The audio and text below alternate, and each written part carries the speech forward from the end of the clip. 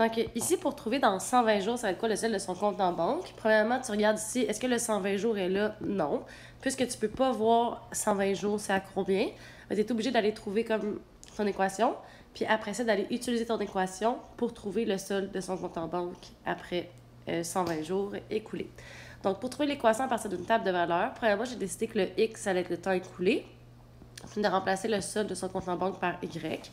Tu aurais pu remplacer ça par d'autres lettres, simplement juste l'écrire. Dans le fond, que tu remplaces ça par exemple, un T puis un S, ça serait correct aussi. Juste dans le fond, l'écrire, tout simplement. Donc, première chose que je vais faire, c'est que je vais aller regarder la régularité. L'erreur à ne pas faire, c'est de faire moins 25 et 50 divisé par 9. C'est vraiment le bon ici, divisé par le bon ici. Donc, c'est le bon des Y divisé par le bon des X. Le X, toujours première colonne, Y, toujours deuxième colonne.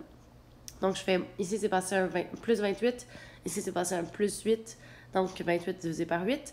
Et je vais aller faire un deuxième, juste pour être certaine. Donc, ici, c'est passé un plus 122,5. Puis ici, c'est passé un 35. Ça veut dire, dans le fond, qu'en 8 jours, il a gagné 28 piastres.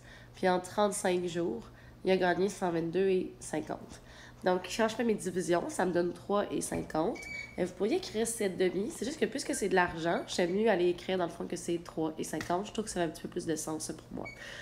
Pour la valeur initiale, ça veut dire dans le fond qu'à chaque jour, il gagne 3,50. Un homme riche. Pour la valeur initiale, dans le fond, on va aller essayer de chercher combien il y avait au départ dans son compte, lui. Parce que sinon, ça serait facile. On ferait 120 fois 3,50, puis ça nous donnerait combien d'argent. Mais là, pas nécessairement, parce que ça dépend à combien il est parti. Donc là, je pars avec mon équation de base. J'ai remplacé le Y par une valeur de Y que j'ai choisie. J'ai choisi le moins 25 et 50.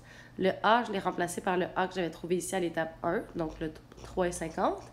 Le X, je remplace avec le X qui va avec le Y que j'ai choisi. Donc, j'ai choisi un couple, le couple 9, moins 25 et 50. Ça veut dire que je vais remplacer le X par 9 et le Y par moins 25 et 50. Donc voilà, le X par 9. Et ensuite, moi, je vais aller chercher B. Ce que je vais aller faire ici, dans le fond, après, c'est la multiplication. 3,50 fois 9 qui donne 31,50.